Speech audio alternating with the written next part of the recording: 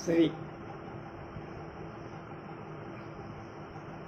అక్కిరాజు రమాపతిరావు మంజుశ్రీ గారు కూర్చిన ప్రసిద్ధ రచయితల ప్రశస్త వ్యాస సంపుటి సాహితీ వైజయంతి.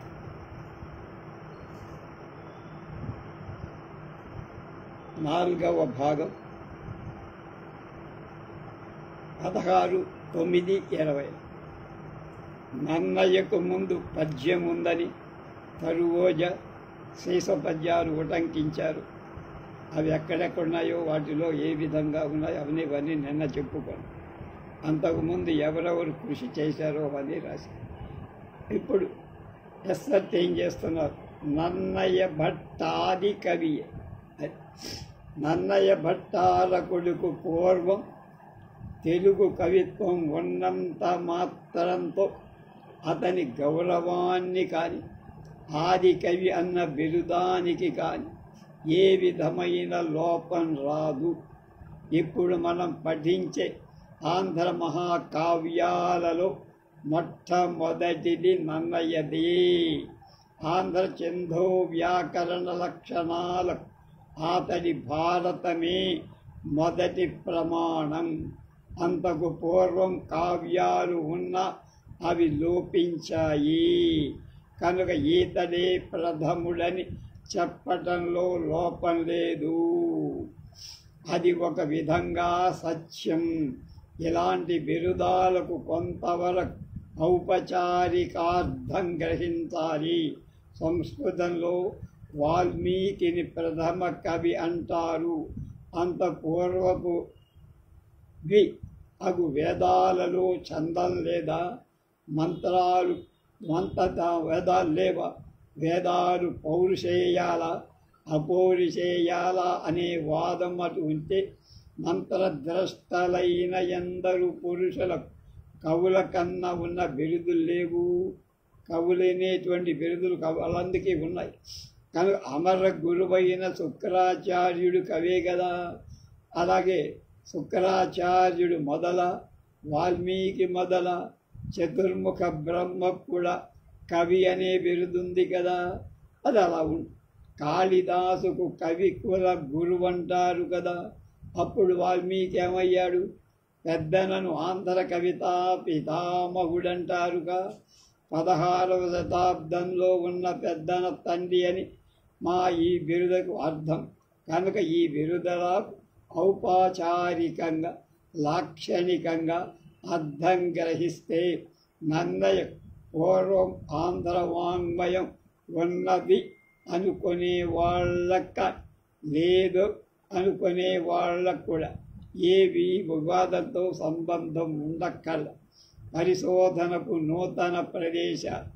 మన పరిశోధనం ఇదివరకు ఎక్కువగా ఉత్తర సర్కారులనే తెలుగుదేశాన్ని భావించి పరిశోధనలన్నీ అటువైపులే జరిగాయి. అలాగే చెన్నపూరి మాన్యుస్క్రిప్ట్ లైబ్రరీ పండితులు ఇదివరకు దత్తలం మండలం వైపు తాటాకు గ్రంథాల కోసం రాల. అలాగే పరిషత్తు వారు చేసిన ప్రయత్నం చాలా తక్కువ. కృష్ణదేవరాయని రాజధాని ఆ సీమ అంతర్భాగంలో ఉన్న దేశాలను విడిచిపెట్టేట ఎలాంటి తెలివి అవుతున్నది? ఆ జిల్లాలలో అక్కడక్కడ కొన్ని మఠాలు ఉన్నాయని కిందటి సంవత్సరం ఎపిగ్రఫీ రిపోర్ట్లో చదివినగా ఈ మఠాలు జంగమ మఠాలు, వేరు మఠాలు తెలియదు. కానీ తెలుగుదేశంలో ఇతరత్ర జంగమ మఠాలలో శైవ వాంగ్మయం అపూర్వంగా అని నా తాత్పర్యం.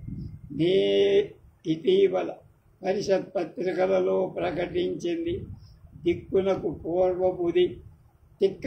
పూర్వపుది అయిన శివతత్వసారమనే గ్రంథం జంగాల ఇంట్లోనే దొరికింది. కనుక సాధారణంగా ఈ జంగం మఠస్థులు పరమతాల వాళ్ళకి గ్రంథాలు ఇవ్వరు.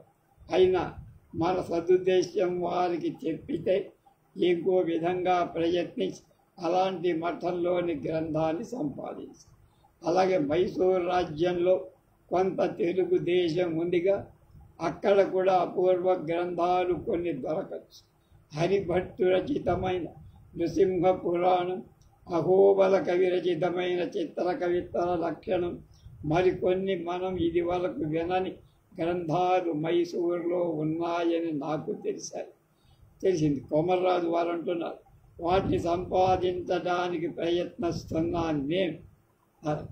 ఆయన చెప్పారు, హైదరాబాదు రాజ్యం ఆంధ్రదేశాన్ని గురించి, ఆంధ్ర రాజుల గురించి, ఆంధ్ర వాంగ్మయాన్ని గురించి ఎక్కువ పరిశోధన చేసి కొత్త వింతలను కనుగొనదలచిన వాళ్ళకి హైదరాబాద్ రాజ్యంలో తెలుగు భాగం ఒక బంగారు. బ్రిటిష్ ప్రభుత్వంలోని తెలుగుదేశాన్ని, నైజాంలోని తెలుగుదేశాన్ని ఒకటికొకటి తగిలి ఉన్న ప్రభుత్వాలు భిన్నాలవటంచే ఉత్తర సర్కారులోని తెలుగు వాళ్ళు హైదరాబాద్ రాజ్యంలో తెలుగు దేశం ఒకటి ఉందా అని అనుమానం. కానీ నైజాం రాజ్యంలోని మన బంధువులు గురించి మనం ఇంత భయపడాల్సిన పని, ఇంత ఔదాసీన్యంగా ఉండటం న్యాయం కాదు. నేను ఒక విధంగా ఈ ఆంధ్రదేశ ద్వయానికి సంబంధం కలవాడు. నేను ఉండు మునగాల జమీందారి ఒక దీవి గడ్డవలె నైజాం రాజ్యానికి నడుమ ఉంటుంది. మాకు చుట్టూ సరిహద్దు నైజాము రాజ్యమే. రాజకీయంగా మేము బ్రిటిష్ ప్రభుత్వంలో వాళ్ళమైనా ఇతర విషయాలన్నిటిలో మేము నైజాం రాజ్యానికి సంబంధించిన వాళ్ళం. కనుక నైజాం రాజ్యాన్ని రెండు చీలికలుగా విభజించవచ్చు. తూర్పు భాగానికి తెలంగాణ అని, పశ్చిమ భాగానికి మరాఠవాడ అని పేరు. ఈ తెలంగాణలో పెద్దది అయిన 8 జిల్లాలు అత్రాఫుబల్లా, వరంగల్, కల్గొండ, మెతుకు, కరీంనగర్, మహబూబ్నగర్, నిజామాబాద్, ఆదిలాబాద్ అనే జిల్లాలను శుద్ధ ఆంధ్రదేశమని చెప్పచ్చు. ఇంత వైశాల్యం, జనసంఖ్య కల తెలుగుదేశాన్ని గురించి మనం ఏమీ తెలుసుకోకుండా ఊరుకోవటం న్యాయమా అంటున్నారు. ఈ తెలుగు భాగం మనకంటే సుమారు 100 ఏళ్ళు వెనక ఉన్నందు పూర్వకాలపు గ్రామ సంఘాల యొక్క ఆచార వ్యవహారం యొక్క చరిత్ర తెలుసుకోవాలని ఈ ప్రాంతంలో తప్ప మరెక్కడా మీకు దొరకదు. తెలంగాణ అదే అసలు తెలుగుదేశమని చెప్పవచ్చు. త్వరకలు దీనికి ఇచ్చిన తెలంగాణ అని పేరు తెలంగాణం అను మన మాట. అనా శబ్దం దేశపరం. మహారాష్ట్ర దేశానికి, కన్నడ దేశానికి తగిలియున్న దేశాన్ని తెలంగాణ అనే పేరు పెట్టారు. అక్కడి బ్రాహ్మణులే తెలంగాణ్యులు. ఇక్కడ వ్యవసాయం చేసే కాపులే తెలగాలనే కాపులున్నారు జగ్గయ్యపేట అటుపక్కన. మొదటిది తెలంగ రూపం, తెలుగు రూపం తర్వాత. ఈ తెలంగాణ మొదట ఇతర నాడులలాగా ఒక నాడి, వెలనాడు, కమ్మనాడు, పాకనాడు వంటిదే ఇదొకటి.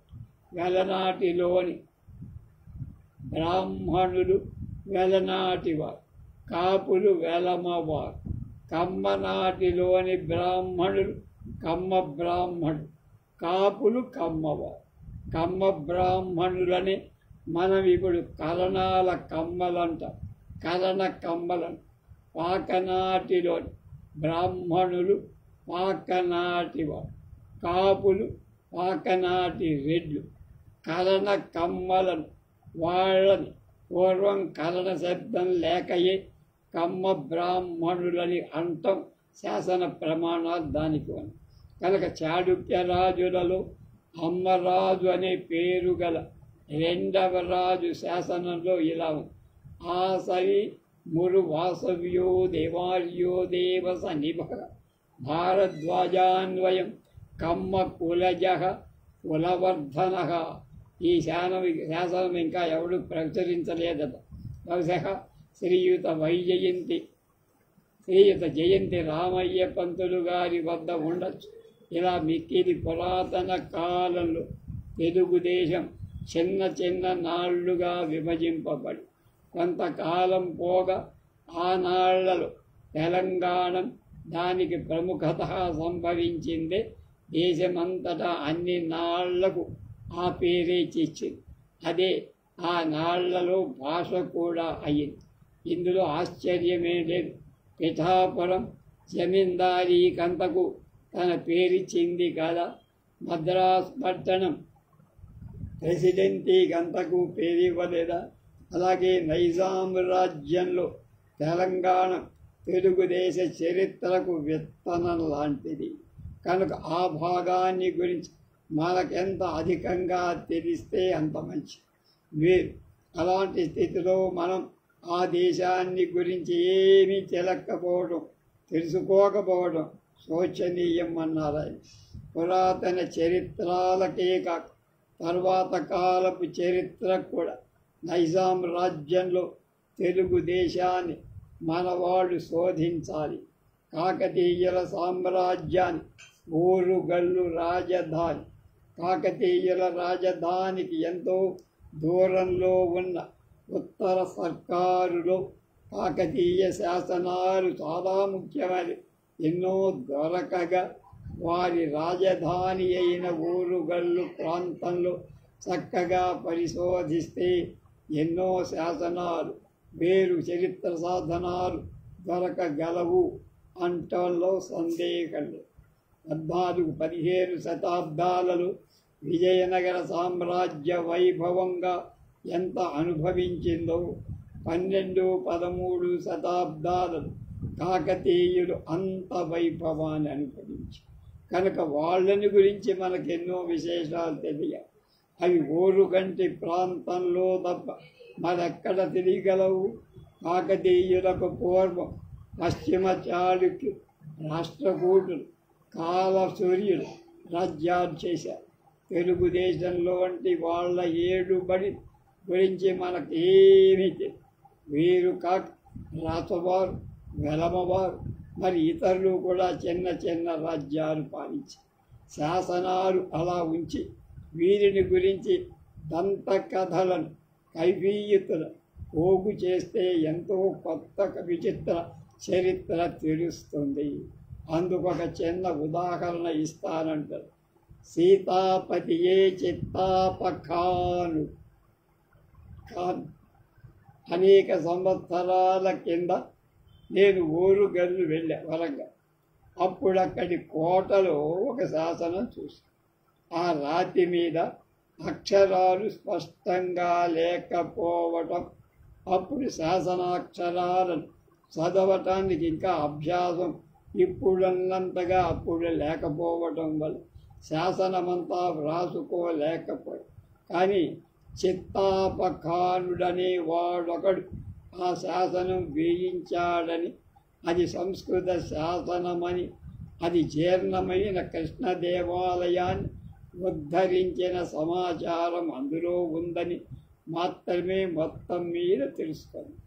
అప్పటి నుండి త్వరకైతి కృష్ణదేవరాయలను దేవాలయాన్ని ఉద్ధరించడం ఏమిటి అనేటువంటి సంశయం నాకు బాగా బాధిస్తూ వీలైనప్పుడల్లా వీలైన చోట్ల వీలైన వాళ్ళని చిత్తాపఖాను గురించి విచారిస్తూనే ఉన్నాను.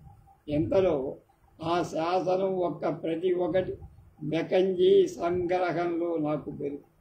అది చాలా తప్పులతో ఉన్నందు నైజాం ప్రభుత్వం వాళ్ళు శాసనం యొక్క అచ్చులు తెప్పించి చిత్తాపఖాను కైఫీతలు కొన్ని దొరికాయి.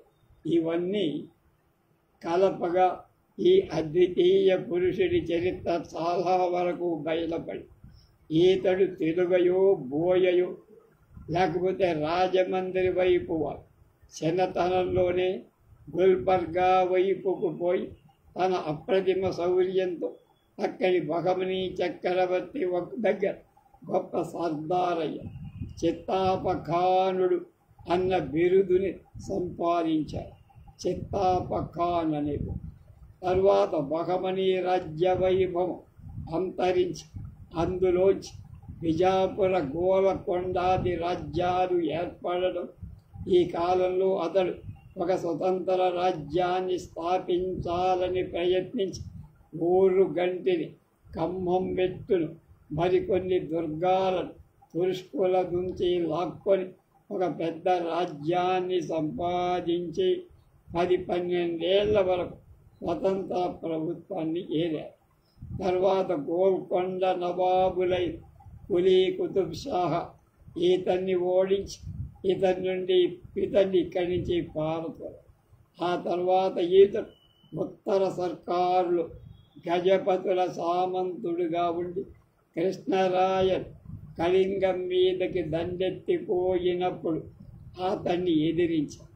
బ్రిక్స్ భాషాంతరీకరించిన తురుష్క చరిత్రలో సీతాపతి అని చెప్పబడేవాడు ఇతడే. కనుక నేను సిద్ధం చేసిన ఈతని చరిత్ర శాసనం హైదరాబాద్ ఆర్కియలాజికల్ సిరీసులో త్వరలోనే ప్రకటించబడి కనుక ఇందు గురించి అధికంగా చెప్పటానికి తాత్పర్యం ఏమిటంటే చిన్న చిన్న సమాచారాలను కూడా శ్రద్ధతో పోగు చేస్తే అవి చరిత్రకు ఆధారాలుగా ఉంటాయి. పురాతన గ్రంథాలను గురించి మనం ఈ హైదరాబాద్ దేశం వెతకాల్సి ఉంది. ఇక్కడ గొప్ప గొప్ప కవులు పుట్టారు. పాల్కొరికి సోమన్, పోతన, మడికి సింగన, హరిభట్, వెలిగందల నారై మొదలైన కవి పుంగవులు ఇక్కడిగా. ఇంకా మనకు బాగా తెలియని కవులెందరో ఉంటారు. ఇప్పటికి మంచి కవులున్నారు. ఆంధ్ర భాషలో పురాతన రూపాలు కూడా అనేకాలు ఇక్కడ కనపడతాయి. కనుక ఆంధ్రుల చరిత్రాన్ని గురించి, ఆంధ్రుల వాంగమయాన్ని గురించి నిజమైన నూతన విషయాలను ప్రయత్నించాలని మన తరుణ పరిశోధక వీరుడు అంటే యంగ్ రీసెర్చర్స్ వీరుడు హైదరాబాదు రాజ్యం మీదికి దండు వెడలాలని, ఎక్కువ కాలం తిరగటానికి వీలు లేని వాళ్ళు కొందరిని కలిసి వంతులుగా ఏర్పాటుకొని సంవత్సరానికి ఒక్కొక్క నెల ప్రకారం ఒక్కొక్క జిల్లాకు పోయి వచ్చి తాము చూసింది రాసి ప్రకటిస్తే కొత్త విషయాలు అనేకం వెలువడగా ఈ దేశంలో మనకు తగిన సాయం చేసేవాళ్ళు, తెలియని సంగతులు చెప్పేవాళ్ళు, మన వెంట తిరిగేవాళ్ళు చాలామంది ఉన్నారు. ఈ నూతన మార్గాన్ని మా మిత్రులు కొందరు తొక్కాలి అని ఆశిస్తున్నారు. పరిశోధకులకు ఒక విన్నపం చెప్పారు. భాషా విషయకమైన పరిశోధనలు చేసి కొత్త గ్రంథాలు సంపాదించే మహనీయుల కొన్ని విన్నపాలు చేయాల్సి ఉంది. ఈ విన్నపం ఒక్కొక్క వ్యక్తికి సంబంధించినవి కావు, అందరికీ ఉపయోగించే సర్వసామాన్య. ఒకటి, కొత్త పుస్తకాలు దొరికిన తోడని అది అపూర్వమైంది అని తోస్తే, నాకు ఇలాంటి గ్రంథం ఇలాంటి తోటలో దొరికింది, ఇప్పుడు అది ఇట్టి స్థలంలో ఉంది, దాని అపూర్వత ఇట్టిది అని కొద్ది లేఖ ఒకటి ప్రకటించాలి. ఈ గ్రంథాన్ని తామే ప్రకటింపాలనుకుంటే శోధకులు కనుక ఇలాంటి హక్కు వాళ్ళకు. కానీ అంత మాత్రంలో ఎవరికి చూపక దాచి ఉంచే అధికారం కానీ, ఎప్పటికీ ప్రకటించకుండా దాచే అధికారం కానీ ఎవ్వరికీ లేదని గుర్తుంచు. తాము ప్రకటింపదలచితే చూపేవాళ్ళకు కూడా ప్రకటింపకూడదన షరతు మీదనే చూపచ్చు. ముఖ్యంగా కొత్త గ్రంథాలు దొరికినప్పుడు అది ఎక్కడ దొరికింది, ఇప్పుడు ఎక్కడ ఉన్నది తెలపకపోవడం భాషాద్రోహం. కనుక గ్రంథం ఎక్కడ దొరికింది, ఎక్కడ ఉంది తెలిసితే దాని ప్రాచీనత గురించి సంశయాలు కలవాడు, పాఠాంతరాలు గురించి అనుమానాలు ఉన్నవాడు వెళ్ళి మూల ప్రతిని చూస్తారు, తమ అనుమానాలు తీర్చు. కొత్త సిద్ధాంతం ఒకదాన్ని తాము కనిపెట్టి దాన్ని లోకానికి తెల్పటాన్ని తమకు గల హేతువులు కారణాలు కూడా స్పష్టంగా చెప్పాలి. తమ ఆధారాలు ఏ గ్రంథంలో ఎక్కడ ఉన్నాయో చెప్పాలి. అలాంటి కారణాలను ఆధారాలను చూపకుండా ఎంత వాళ్ళు వచ్చి ఏం చెప్పినా లోకలు నమ్మరు. కనుక మా మిత్రులకు కొన్ని దినాల కింద పత్రికలలో ఈ కింది అర్థం కల వార్త ప్రకటించి తమ శోధనలో తేలిందేమిటంటే 5వ శతాబ్దం వరకే బౌద్ధ త్రిపిటకాలు తెలుగులోని భాషాంతరీకరింపబడ్డాయి. కనుక అప్పటికే తెలుగు వాంగ్మయం కలదని అందరకు తెలుసుకోవలసింది అన్నారు. అంటే 5వ శతాబ్దానికే తెలుగు త్రిపిటకాలు తెలుగులోకి వచ్చేసాయి. కనుక అప్పటికే తెలుగు ఉన్నది అనే గుర్తించు. ఇది శంకరాచార్యుల వారి శ్రీముఖము, దొరతనం వారి ఎగ్జిక్యూటివ్ ఉత్తర్వో నాకు తెలియదు. బౌద్ధ త్రిపిటకాలు తెలుగులో ఉన్నాయి అని తనకు ఎలా తెలిసింది? ఆ గ్రంథం దొరికి ఉందా లేదా దాని గురించి మరొక గ్రంథంలో ఎక్కడైనా చెప్పబడిందా? అది చెప్పాలిగా. కనుక సోర్స్ అలాంటి ఆధారాలు చూపగా మీరందరూ నా మాట నమ్మాలని భగవంతుడు వచ్చి చెప్పినట్లుగా ఈ రోజులో అంటే ఎవడు నమ్మడు బాబాయ్. ఈ మిత్రుడు కలిసినప్పుడల్లా మీ ఆధారాలు ఏవి అని అడిగేవాడు. చివరికి విసిగెత్తి అదురు ఒకసారి ఎల్లయ్య గారి గ్రంథంలోనూ ఉన్నదని చెప్పగా విని తొందరపడి ప్రచురించాను. కానీ చివరికి ఆ గ్రంథం చూడగా అందులో ఈ విషయం లేదని జవాబు. కనుక ఆంధ్ర అర్ధ కథ నేను మిత్రమా విషయం ఇంతటితో విడిచిపెట్ట సిలోన్లోని శ్రీ అంగారిక ధర్మపాలుల వారితో మిసెస్ రైస్ డేవిస్తో కలకత్తాలో ఒక పాలీ పండితుడితో ఉత్తర ప్రత్యుత్తరాలు జరిపి కొంతవరకు ఈ విషయాన్ని కలుపుతారు. మీలోని బుద్ధిమంతులు ఈ విషయం ఇంకా పరిశోధిస్తారని మీతో చెబుతారు. త్రిపిటకాలు బౌద్ధులకు మన సంహితల వంటి వాటిపై అర్ధ కథలను భాష్య గ్రంథాలు పుట్టాయి. అర్ధ కథలని భాష్యాలు పుట్టాయి. అవి మన బ్రాహ్మణాల వంటి. మనవాడు మంత్ర బ్రాహ్మణ యోర్వేదనామధేయం అనే సంహితలను బ్రాహ్మణులను సమాన గౌరవంతో చూసినట్టు బౌద్ధులు త్రిపిటకాల వలనే అర్ధ కథలను కూడా గౌరవంగా చూస్తారు. అర్ధ కథలలో ఒకదానికి ఆంధ్రార్ధ కథ అని పేరు. 5వ శతాబ్దం వాడైన బుద్ధ ఘోషుడనే బౌద్ధ పండితు వేర్వేరు దేశాలు తిరిగి అక్కడక్కడ అర్ధ కథలు సంపాదించి వాటిని అన్నిటి సారాంశంగా ఒక గ్రంథాన్ని పాళీ భాషలో అతనికి కాంచీ పట్టణంలో ఆంధ్రార్ధ కథ ఒక ప్రతి దొరికి. ఆ అర్ధ కథ ఆంధ్రార్ధ కథ అని పేరు రావటానికి కారణం అది ఆంధ్ర భాషలో రచింపబడటము లేక అది ఆంధ్రదేశానికి సంబంధించిందో మనం చెప్పలేదు. కనుక ఆ గ్రంథం ఇప్పుడు దొరకదు. కానీ అది ఆంధ్ర భాషామయమని ఊహించటానికి ఒక చిన్న కారణం. బుద్ధఘోషుడు సింహళ దేశంలో సంపాదించిన అర్ధ కథ సింహళ భాషలో ఉండని దాన్ని తాను పాళీ భాషలోకి మార్చానని బుద్ధఘోషుడే చెప్పారు. అదే కాక బుద్ధదేవుడు ఏ దేశం వాడు ఆ దేశ భాషలోనే తన బోధలను జరుపుకోవాలని ఆనతి శాసనం చేశారు. కనుక ఆంధ్ర అర్ధ కథ బహుశः ఆంధ్రదేశంలోనే ఉంటుంది అని మనం అనుకోవచ్చు. నేను కనుగొన్న విషయం ఇంతే. జిజ్ఞాస గల పరిశోధకులు ఎవరైనా మూల ఆంధ్రార్ధ కథ కనుగొందురు కాదు.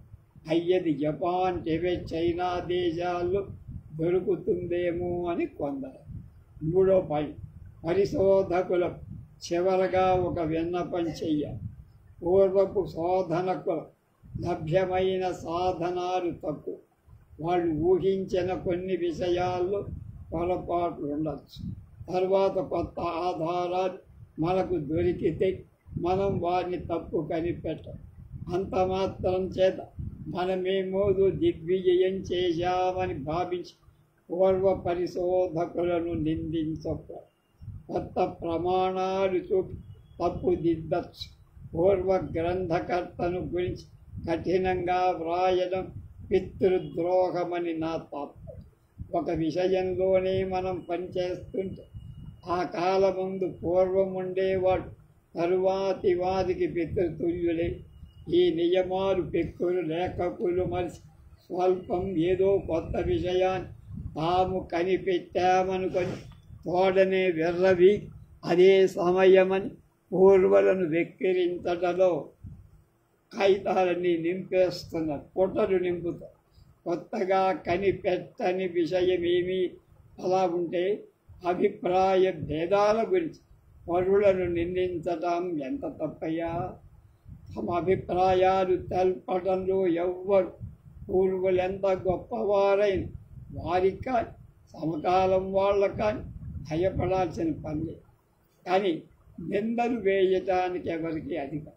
నింద ప్రారంభమైన మొదలే తోడని చిత్తం వికలము, బుద్ధి భ్రమిస్తూ సారాసార వివేకం పోదు, హేతువాదం సున్నా అయిపో, న్యాయం లోపిస్తూ సత్యం అడుగంటి పోదు, మానుషత్వం మాయమై క్రూర మృగత్వం ప్రాప్తిస్తుంది.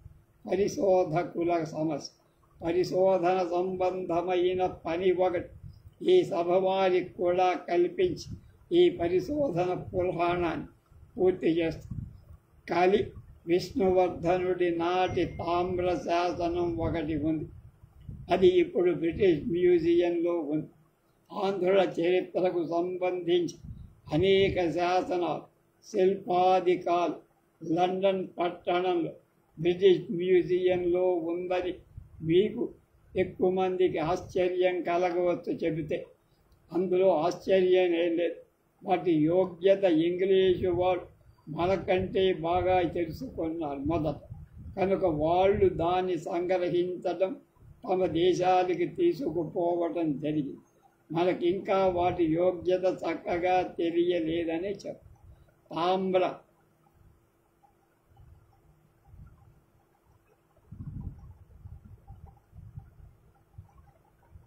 శాసనాలను, తాటాకు గ్రంథాలు తమ వద్ద ఉంచుకొని తమకు వాటి వలన ప్రయోజనం లేకపోయి ఎవరికి చూపని వాడు, ఇయ్యని వాళ్ళు మనలో చాలామంది ఉన్నారు. ఒక కుటుంబం వారికి కొన్ని తామ్ర శాసనాలు కలకించి పెద్ద గంగాళం చేయించుకున్నారు. ఇదివరకే చెప్పారు.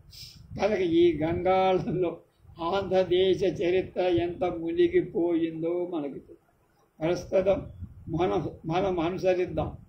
కలి విష్ణువర్ధన్ 843 నుంచి 44 సంవత్సరాలు 18 మాసాలు మాత్రమే రాజ్యపాలన చేసింది. అహతహనకరం తామ్ర శాసనం ఒకటి ఈతనిదే.